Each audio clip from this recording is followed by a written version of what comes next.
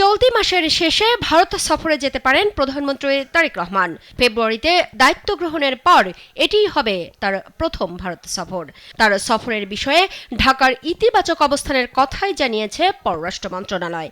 দেশটিতে সফরে যাবার জন্য দিল্লির পক্ষ থেকে আরও একটি আমন্ত্রণও আছে চলতি বছরের সেপ্টেম্বরে ভারতের রাজধানী নয়াদিল্লিতে ব্রিক্স সম্মেলনে।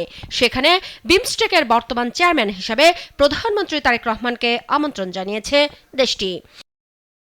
2024 সালের আগস্টে আওয়ামী লীগ সরকারের পতনের পর থেকে ঢাকা দিল্লি সম্পর্ক যে পর্যায়ে রয়েছে, সেখান থেকে সরকার প্রধানের এই সফর দুই দেশের মধ্যকার সম্পর্ক উন্নয়নে সহায়ক হবে বলে মনে করেন আন্তর্জাতিক সম্পর্ক বিশ্লেষকরা।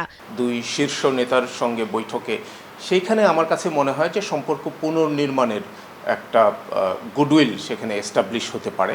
অন্যান্য যারা আছেন অর্থাৎ ডাউন দি লাইন তখন অন্যান্য ইস্যু নিয়ে যখন কথা বলতে যাবে, অর্থাৎ আমাদের পানি সম্পদ বিষয়ে যদি পানি সম্পদ মন্ত্রণালয়ের কর্মকর্তারা, জয়েন্ট রিভার কমিশনের কর্মকর্তারা বা মন্ত্রী পর্যায়ে কোনো বৈঠক হয়, তখন সেইখান থেকে আমরা হয়তো আমাদের বেনিফিটগুলো বের করে নিয়ে আসতে পারবো। তারা বলছেন, রাজনৈতিক উত্তেজনা দিয়ে বাংলাদেশ ভারতের সম্পর্ক, বিশেষ করে বাণিজ্য, জ্বালানি, সীমান্ত ব্যবস্থাপনা, যোগাযোগ ও আঞ্চলিক নিরাপত্তার মতো অভিন্ন স্বার্থ উপেক্ষা করার সুযোগ নেই। সরকার প্রধানের সফরে দুই দেশের স্বার্থ সংশ্লিষ্ট বিষয়গুলো নিয়ে খোলামেলা আলোচনার সুযোগ হবে।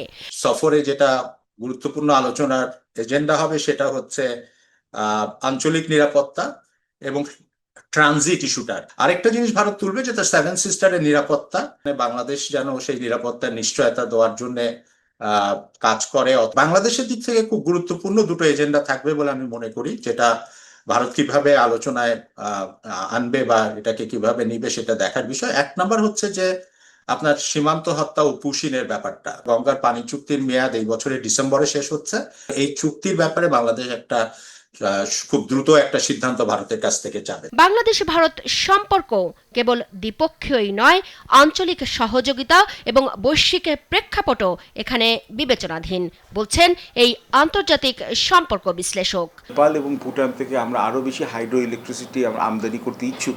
তো ভারতের ট্রানজিটটা হচ্ছে অত্যন্ত গুরুত্বপূর্ণ এবং জাপান যে আমাদের সবচেয়ে বড় ইনভেস্টার বিগ প্রজেক্টে, তারাও চাইছে যে রিজিনাল কানেক্টিভিটিতে হচ্ছে ভারত, বাংলাদেশ, নেপাল, ভুটান একসাথে আসুক। ভারতের সাথে একটা কম্প্রিহেনসিভ ইকোনমিক পার্টনারশিপ এগ্রিমেন্টের নেগোসিয়েশনও চলছে।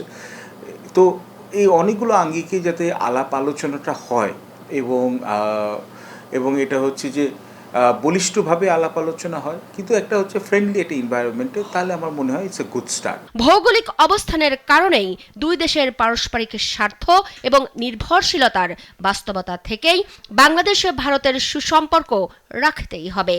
পারস্পরিক আস্থার ভিত্তিতে ঢাকা দিল্লি সেই সম্পর্ক এগিয়ে নিলেই দুই দেশের বন্ধুত্ব আরও শক্তিশালী হবে বলে মনে করেন কূটনৈতিক বিশেষজ্ঞরা। মুক্তা মাহমুদ, দেশ টিভি, ঢাকা।